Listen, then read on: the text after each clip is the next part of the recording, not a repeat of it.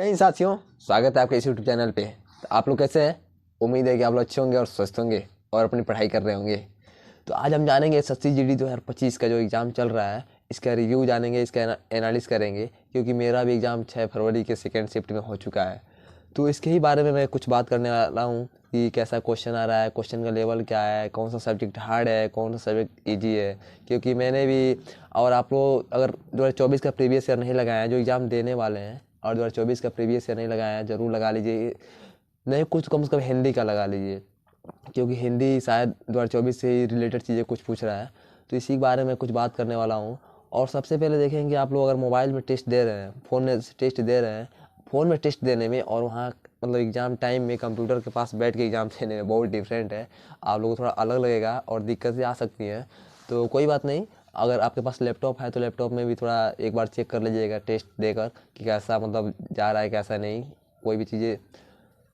तो इसी के चीज़ के बारे में बात करने वाला हूँ, एसएससी जीडी 2025 के बारे में। सबसे पहले मैं हिंदी की बात करूँगा कि हिंदी का जो लेवल क्या है, हिंदी जो सब्जेक्ट है उसका लेवल क्या है, उसका कैसा क्वेश्चन आ रहा है। तो हिंदी में अगर मैं बता दूँ तो हिंदी का जो गद्यांश है थोड़ा टफ आ रहा है। हिंदी के जो गद्यांश में ज़्यादा टाइम लग रहा है उसको ढूंढने में, उसके आंसर ढूंढने में। और एक मतलब मेरे में तो थोड़ा उतना हार्ड नहीं था, फिर भी ठीक था। 6 फरवरी के सेकेंड शिफ्ट में तो मेरा वाला ठीक था, लेकिन जो उसमें एक पर्यवाची था जो मुझे हार्ड लगा, पर्यवाची जो मुझे नहीं आ रहा था, फिर भी मैंने किया, उसको तुक्का मार दिया। तो हिंदी की अगर बात करूँ तो नॉर्मली 18 से 19 क्वेश्चन मतलब करने लायक था, लेकिन मैंने 20 किया। 18 से 19 क्वेश्चन करने लायक था। तो अगर इसी के साथ अगर मैं रीजनिंग की बात करूँ तो रीजनिंग जो मैंने पढ़ा था, मतलब ऐसा नहीं लग रहा था कि जो उसमें कुछ नहीं पढ़ा हूँ, जो मैंने पढ़ा था वहीं से पूछा था। तो रीजनिंग में ऐसा था, रीजनिंग भी इजी था, ऐसा कुछ नहीं। एक क्वेश्चन था सेटिंग अरेंजमेंट का, जो मुझे दिक्कत आया, उसमें टाइम का मतलब ज़्यादा टाइम मुझे लगा। तो इसलिए मैं रीजनिंग का भी सेफ स्कोर बोलूँ तो 20 में तो 19 करने लायक था। 20 में 19 करने लायक था। रीजनिंग रीजनिंग ठीक था, आसान था, पढ़ा लिख जो पढ़े हैं हम लोग वही आ रहा है। और आगे अगर मैं मैथ की बात करूँ तो मैथ मैथ थोड़ा भी हार्ड था, उतना हार्ड नहीं था, लेकिन नॉर्मली कहूँ तो ठीक था, इजी टू मॉडरेट था। उसमें मेरा लगभग मैंने भी 20 क्वेश्चन किया, लेकिन मुझे 2 क्वेश्चन था जो सीआई का, जिसमें मैं फंस गया था। वो सीआई क्वेश्चन आप लोग जरूर एनालिस करके जाइएगा, क्योंकि क्वेश्चन हर शिफ्ट में आ रहा है, न्यू पैटर्न वो एसएससी ने बना रखा है। तो क्वेश्चन मैं डिस्क्रिप्शन में डाल दूंगा, मतलब नहीं तो स्क्रीनशॉट करके अपने टेलीग्राम में डाल दूंगा, जरूर देख लीजिएगा एक बार। तो ये क्वेश्चन बहुत इंपॉर्टेंट है सीआई का। अब मैथ का अगर पूरा मैं ऑल ओवर बोलूँ तो मैथ में 16 से 17 क्वेश्चन करने लायक था। लेकिन जीएस की बात करूँ तो जीएस तो भाई अपने आप में एक बहुत बड़ा एक सब्जेक्ट होता है, जिसे आप लोग जानते ही हैं कि सारा गेम जीएस का ही होता है। तो जीएस अगर देखो तो जीएस मेरे में 6 फरवरी के सेकेंड शिफ्ट में जो जीएस का मतलब लेवल था वो हार्ड था, बहुत हार्ड था, मैं कुछ कह नहीं सकता हूँ। क्योंकि मुझे 20 क्वेश्चन में से 6 से 7 ही क्वेश्चन आ रहा था। अब समझिए 20 क्वेश्चन से 6 से 7 क्वेश्चन आया था। मैं इतना भी पीवाईबी की मतलब 2024 का जितना भी पीवाई की था वो लगा के मैंने गया था, लेकिन मुझे 20 क्वेश्चन से 6 ही 7 क्वेश्चन आ रहा था, इतना टॉप था। क्योंकि उसमें कुछ दो करंट अफेयर था, वो भी 2023 का करंट अफेयर था। और जनगणना से एक क्वेश्चन था, पंचवर्षी से 2 क्वेश्चन आया था। पंचवर्षी तो आप चाट जाइए एकदम, अगर एग्जाम देने जा रहे हैं तो पंचवर्षी को एकदम पढ़ लीजिए अच्छे से, क्योंकि उसमें से 2 क्वेश्चन तो कन्फर्म बनने वाला है। तो पंचवर्षीय योजना से आया था। और ऐसे ही करके मतलब और फिजिक्स से केमिस्ट्री से के क्वेश्चन आया था।